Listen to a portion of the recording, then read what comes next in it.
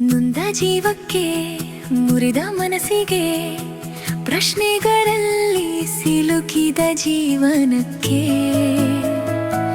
ಬೆಳಕಿಗಾಗಿ ಅಲೆಯುವ ಹೃದಯಕ್ಕೆ ಸತ್ಯವೇದದಿಂದ ಹೃದಯಕ್ಕೆ ಒಂದು ಮಾತು. ಆತ್ಮೀಯರೇ, ಮತ್ತೊಮ್ಮೆ ಹೃದಯಕ್ಕೊಂದು ಮಾತು ಕಾರ್ಯಕ್ರಮಕ್ಕೆ ಸ್ವಾಗತ. ಪ್ರಿಯರೇ, ಇಂದು ನಾವು ನೋಡ್ಲಿಕ್ಕಿರುವಂಥದ್ದು ವಿಮೋಚನಾ ಕಾಂಡ 28ನೇ ಅಧ್ಯಾಯ, ವಚನಗಳು 1ರಿಂದ 43ರವರೆಗೆ.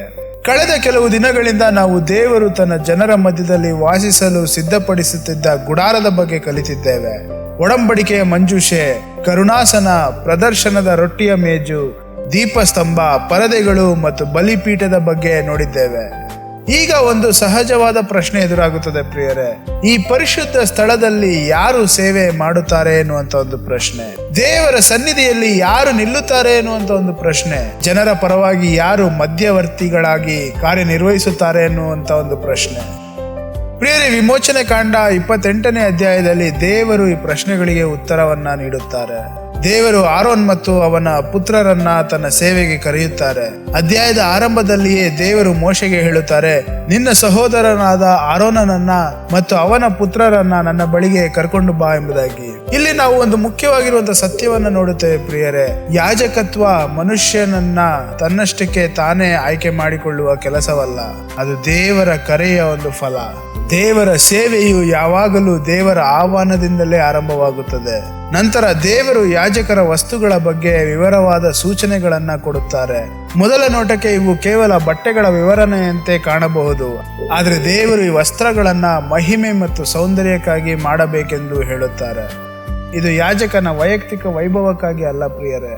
ಆ ಯಾಜಕನು ಸೇವೆ ಮಾಡುವ ದೇವರ ಮಹಿಮೆಯನ್ನ ಪ್ರತಿಬಿಂಬಿಸಲು ಮತ್ತು ದೇವರ ಕರೆಯ ಪವಿತ್ರತೆಯನ್ನ ತೋರಿಸಲು. ಅವುಗಳಲ್ಲಿ ಪ್ರಮುಖವಾದದ್ದು ಎಫೋದ್ ಎಂಬುದಾಗಿ. ಅದರ ಭುಜಗಳ ಮೇಲೆ 2 ವಿಶೇಷ ಕಲ್ಲುಗಳನ್ನ ಇಡಬೇಕಾಗಿತ್ತು. ಆ ಕಲ್ಲುಗಳ ಮೇಲೆ ಇಸ್ರಾಯೇಲಿನ 12 ಕುಲಗಳ ಹೆಸರುಗಳನ್ನ ಕೆತ್ತಬೇಕಾಗಿತ್ತು. ಇದರ ಅರ್ಥ ಬಹಳ ಸುಂದರವಾಗಿದೆ. ಯಾಜಕನು ದೇವರ ಮುಂದೆ ಒಬ್ಬನೇ ಹೋಗುತ್ತಿರಲಿಲ್ಲ, ಅವನು ಇಡೀ ಜನಾಂಗವನ್ನ ತನ್ನ ಭುಜಗಳ ಮೇಲೆ ಹೊತ್ತುಕೊಂಡು ಹೋಗುತ್ತಿದ್ದಾನೆ ಎಂಬುದಾಗಿ ಅರ್ಥ. ಅವನು ತನ್ನ ಬಗ್ಗೆ ಮಾತ್ರ ಯೋಚಿಸುವವನಲ್ಲ, ಜನರ ಪರವಾಗಿ ನಿಲ್ಲುವವನಾಗಿದ್ದಾನೆ ಎಂಬುದಾಗಿ ಅರ್ಥ. ಆದ್ರೆ ದೇವರು ಅಲ್ಲೇ ನಿಲ್ಲುವುದಿಲ್ಲ ಪ್ರಿಯರೇ. ನಂತರ ಎದೆ ಕವಚದ ಬಗ್ಗೆ ಹೇಳುತ್ತಾರೆ. ಅದರ ಮೇಲೆ 12 ಅಮೂಲ್ಯ ಕಲ್ಲುಗಳಿರಬೇಕಾಗಿತ್ತು. ಪ್ರತಿ ಒಂದು ಕಲ್ಲು ಒಂದು ಕುಲವನ್ನ ಪ್ರತಿನಿಧಿಸುತ್ತಿತ್ತು. ಇಲ್ಲಿ ಒಂದು ಸ್ಪರ್ಶಿಸುವ ಚಿತ್ರಣವನ್ನ ನಾವು ನೋಡುತ್ತೇವೆ. ಜನರು ಕೇವಲ ಯಾಜಕನ ಭುಜಗಳ ಮೇಲೆ ಮಾತ್ರ ಇರಲಿಲ್ಲ, ಅವನ ಹೃದಯದ ಮೇಲೂ ಇದ್ದರು.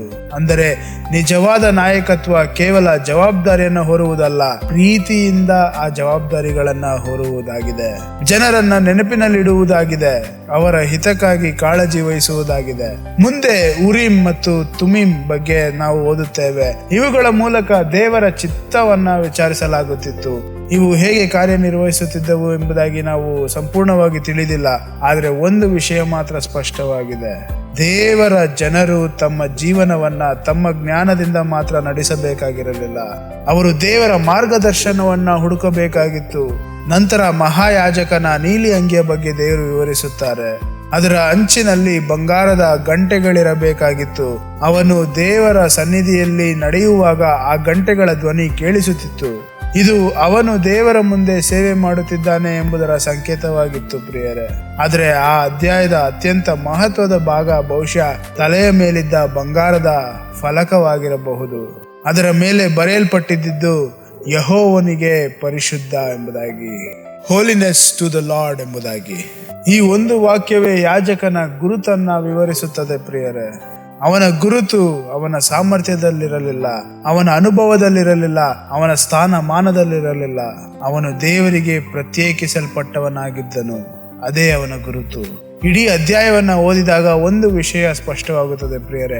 ಯಾಜಕನು ತನ್ನ ಪರವಾಗಿ ನಿಲ್ಲುವುದಿಲ್ಲ, ಜನರ ಪರವಾಗಿ ನಿಲ್ಲುತ್ತಾನೆ. ಅವನು ಮಧ್ಯವರ್ತಿಯಾಗಿ ಕಾರ್ಯನಿರ್ವಹಿಸುತ್ತಾನೆ, ಅವರ ಅಗತ್ಯಗಳನ್ನ ದೇವರ ಮುಂದೆ ತರುತ್ತಾನೆ, ಅವರನ್ನ ತನ್ನ ಭುಜಗಳ ಮೇಲೂ ತನ್ನ ಹೃದಯದಲ್ಲೂ ಇಟ್ಟುಕೊಳ್ಳುತ್ತಾನೆ.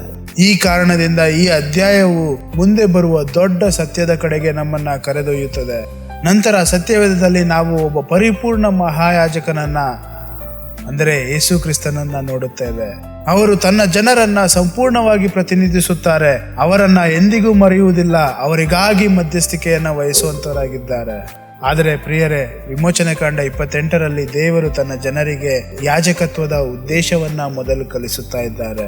ಹಾಗಾದ್ರೆ ಇಂದಿನ ವಾಗ್ದಾನ, ದೇವರು ತನ್ನ ಜನರನ್ನ ಮರೆಯುವುದಿಲ್ಲ. ಯಾಜಕನ ವಸ್ತ್ರಗಳ ಮೇಲೆ ಇಸ್ರಾಯೇಲಿನ ಕುಲಗಳ ಹೆಸರುಗಳು ಇದ್ದಂತೆ ದೇವರು ತನ್ನ ಜನರನ್ನ ನೆನಪಿನಲ್ಲಿಟ್ಟಿದ್ದಾರೆ. ಅವರ ಬಗ್ಗೆ ಕಾಳಜಿ ವಹಿಸುತ್ತಾರೆ.